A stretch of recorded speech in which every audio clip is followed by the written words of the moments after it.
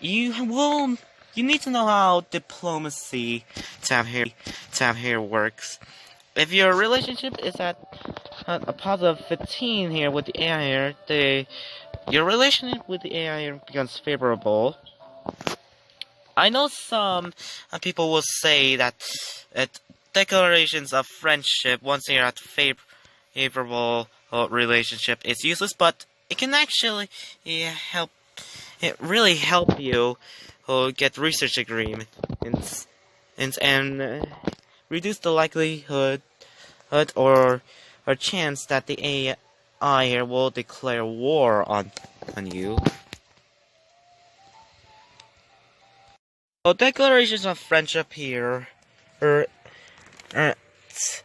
it's in my eyes, it's still useful here. Trade, you just click here, and you can set your items here on the table here. Heck, you can even bribe civilizations into war with each other if you have enough stuff. You can also trade cities, but I'm not sure if trading cities away is gonna be really of use to you. Oh, unless if you really want to suicide your own civilization. You gotta at least know the costs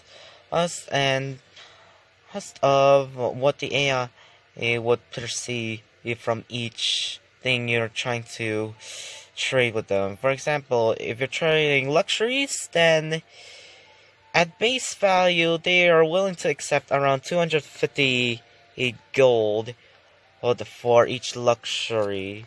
250 gold's worth, so if you can calculate the amount of gold per turn here for each luxury resource, here on quick speed it's around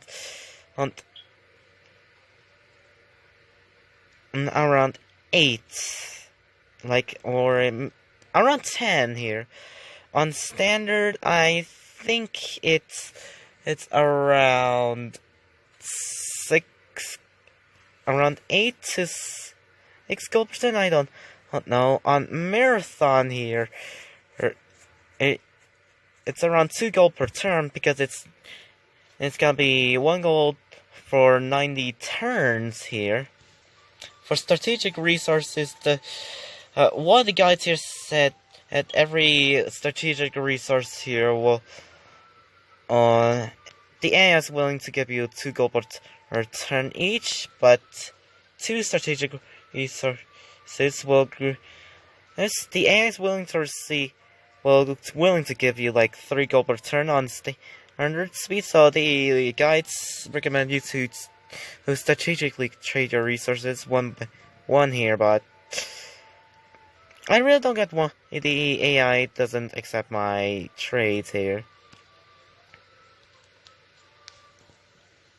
Yes, you can trade gold per turn and for loaning gold purposes, but you don't want to go too crazy on the gold loaning. You might want to save your gold per turn for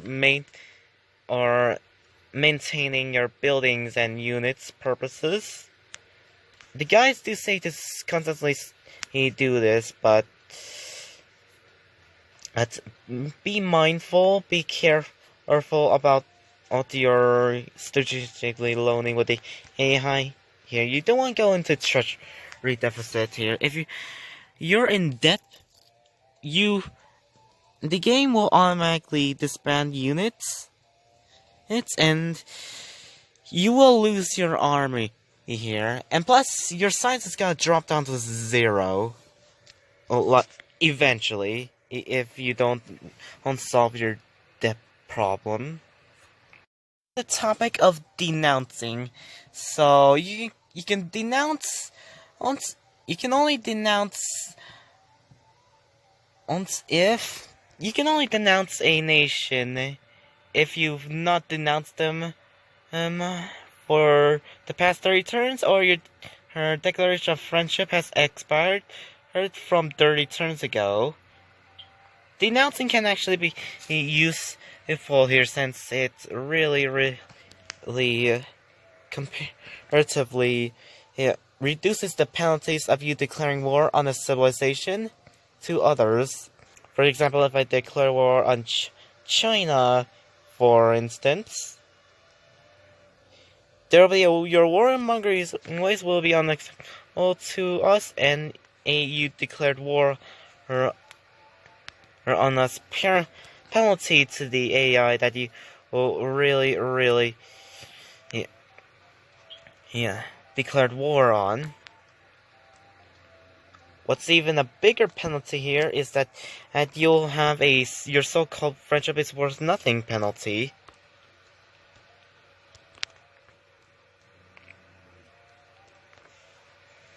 So make sure. So long story short, make sure to denounce before declaring war on a civilization, so your warmongering penalties are a lot less.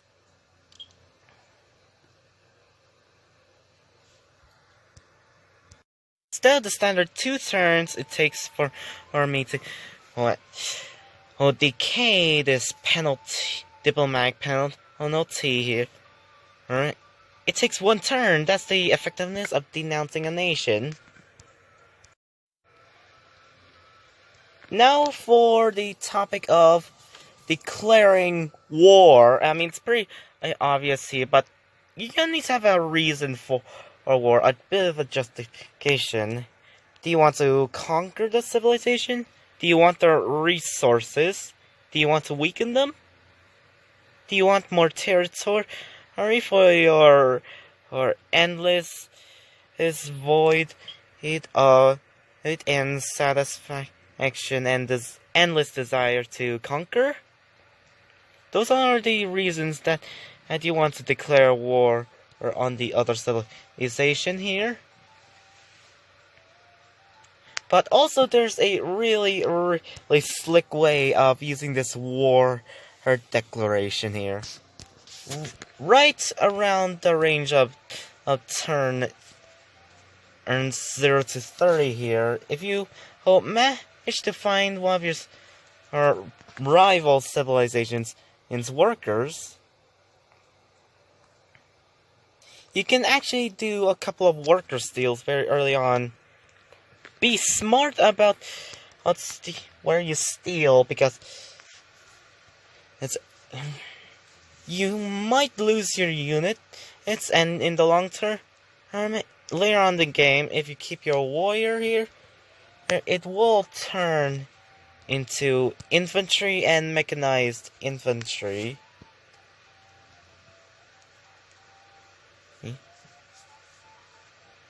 And plus, it will enable you to capture cities, since you need melee units to capture cities. So just gonna move 1 tile in and declare war. And by stealing these workers, you save like 10 turns and to work these workers. If you manage to steal at least 2 workers from these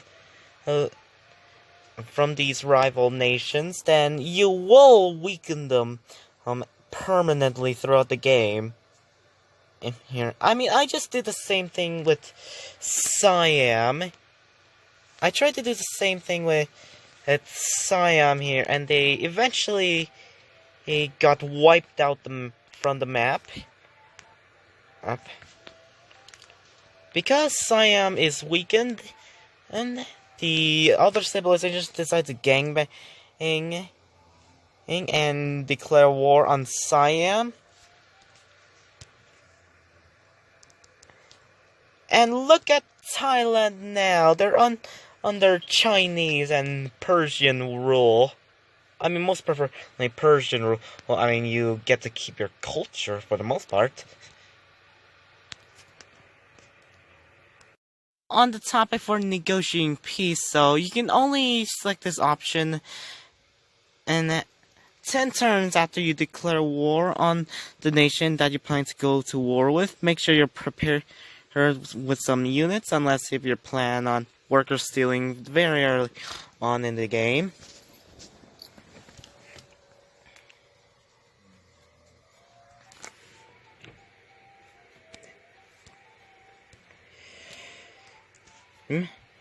So, negotiating peace here is it's a very useful tool, since if you manage to cripple civilization's army, its military is starting to virtually nothing.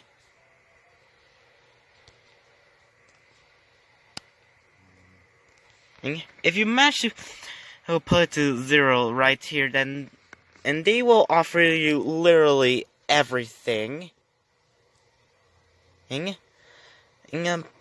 Negotiating peace here is really useful for another thing, and that is to sign white peace and make sure the AI doesn't attack you or kill you off. Or, more importantly, pillage your tile improvements. I mean, you need your tile improvements in order to work to grow your civilization and build units faster. I mean, 3 food is better than 2. Well, you can't argue against that. And what I mean by tile use here is tile improvement. And here, that's how important workers are here in Unciv here. They make your cities stronger, right, and more populated.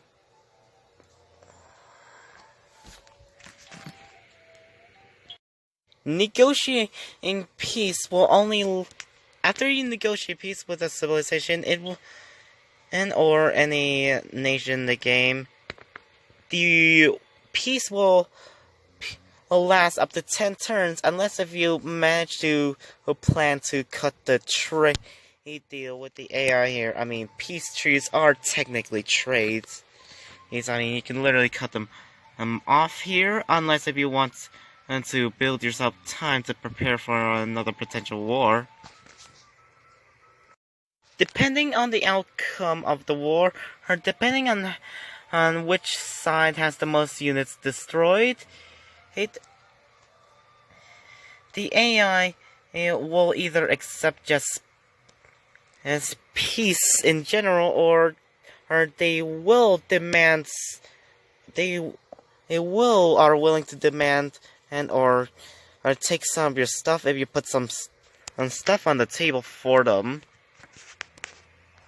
So if you're on the winning side, they're willing to give you some of your stuff, some of their stuff. If you're on the losing side, they want some of your stuff in return for and as a reward.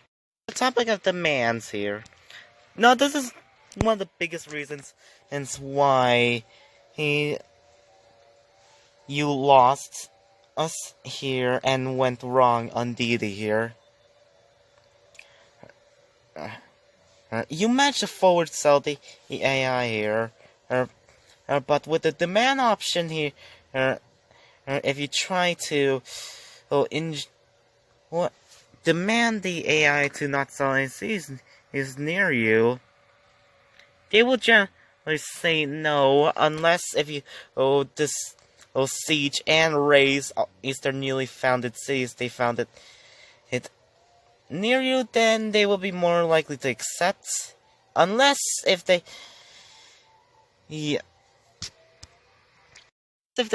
hate you, and if they know they will win the war,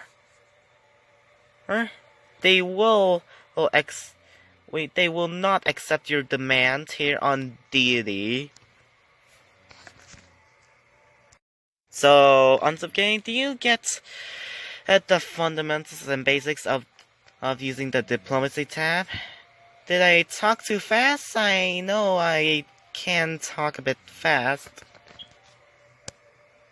By the way, I almost forgot here. Gold return with golden treasury. I mean, you just have to calculate gold return compared to gold in treasury here. So yeah, depending on the gold return here, here's a bit of a formula. So gold return times the amount of turns and in the trade equals the gold, or the gold that you will get in a trade. For example, in 25 turns with 2 gold per turn, I will get 50 gold, and thus the AI is willing to give me 50 gold or less. That's here. That's just a bit of basic if you know a bit of quick maths. But next step of gaming with your playstyle here, it might be a bit of a detriment here that you are making the game do stuff for you. I mean, in AI, it can literally beat you. AI is smart and all, but AI is designed not to be. Nation is not designed not to be smart, and worker AI is just. As well, worker AI is not the best, but I heard in the Civilization series that it's terrible. Well, but I think in this fan game here that the worker AI is just decent when it's on automation, but if you know that the game is gonna do those stupid decisions along the way, more than and the decisions that you're gonna make. If you know that you're gonna make smart decisions in the game, then you should just ditch some of your speed running. Let the game do stuff for you. Play stuff here, because it's not gonna work on Deity if the auto assign steady production and the AI just assigns you a wonder instead of a library when you need a library around turn 50 to 75. In order to do just that here, I mean, don't get me wrong here, Unciv Gaming. You can still automate it here, but not in the way that you would think here. Hold up, I just gotta charge my phone real quick. Okay, so in going to the options menu, scroll down to gameplay options. Say yes to idle units.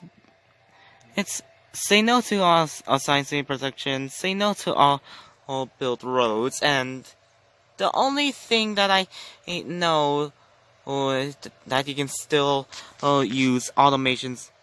The only automation that I think you can still use is worker automation here. Since it really saves you time here, and you're gonna work these tiles anyways here. So unless if you need to do something real quick, like make a fort or remove a forest or jungle tile manually, then worker automations gonna say if you have a lot of time here, you should actually manually build roads, at the beginning of the game, the first one turns manually, or actually, you know, I think I know that English is not your first language here. Oh wait, I gotta save this recording real quick. Okay, anyways here, so you're gonna actually have to as I was saying, you're gonna actually have to ditch some of your old playstyle here in order to have a bit of a favorable playstyle here that will help you survive on Deity here, which is to actually do everything that the game does for you, which includes assigning city production here by adding stuff onto the queue. You working some tile improvements in the first 100 turns, and manually building roads. I mean, in the worker AI, it might make an expensive road here where it's gonna cost you like 5 maintenance here instead of 4 here. So the worker AI might work a road here where there's literally an extra road here that you really need to remove here. I mean, roads aren't cheap to maintain here. They have transportation and upkeep. Roads here, if you manage to build a road from your capital to all of the other cities, you will get extra income here and gold return here. So, it's highly recommended to build roads when you have at least your standard for cities is. So you notice that So one of the things that you might notice here is that I don't have any cities settled close to the AI. Now, why don't I settle cities close to the AI here? Well, for one thing that you figure out really quickly is that they will declare war on you immediately. Now, I figured why the AI would declare war on you while I, as a DD player, just get demanded to not sell any more cities near me. And I think it's because it's for me it's luck. I have a lucky charm here. B, respects mainly because I fought off a quote war by literally enslaving one of their populace into my lands, and from the other rival nations. And C, I have a respectable sized army. Now for you on gaming, I don't think you actually knew what you were getting yourself into, because what you just done here, you just triggered the AI here. I mean, how would you like it with the AI sitting next to you? You would be really irritated and a bit mad and sad that the AI is near you. But for the AI here, if you settle near them, they will there's a chance that they will throw a hissy fit and just declare war immediately. So that's why you don't want forwards settle, or at least settle close to them. Now, how do you not do that? Well, have a bit of space between in the city here where the AI can easily settle another city.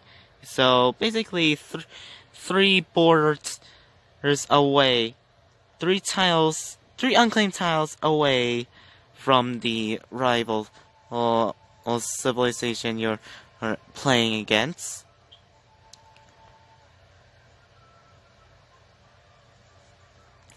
Now, in the case that you actually know what you're getting yourself into, you have your early military.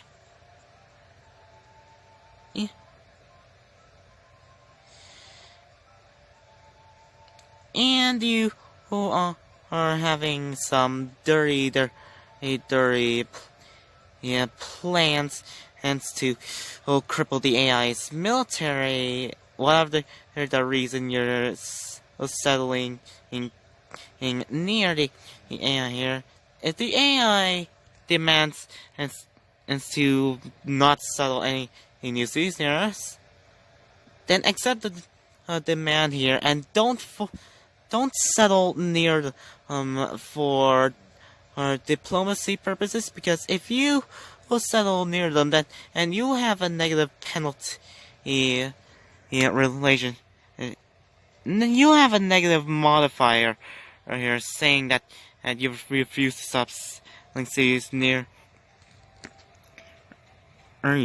you near them. But if you fulfill your promise, then you have a positive modifier with them. I mean, if you sell cities near them, they will hate you slightly more, and they will hate you even more if you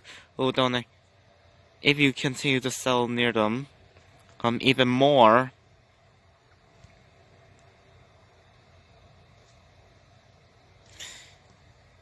I mean, I think they will trust you if you fulfill your promise here, but in general, long story short, try not to settle near civilizations, and if you know what you're doing and you settle near them, then accept the man and still try not to settle near or other AIs on Deity.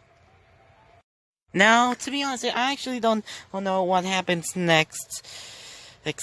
After you will have this positive modifier, if you can actually it continues to settle cities near them or not, but I still would highly advise against and settling near them, since they will just really not like you once you will settle all near them.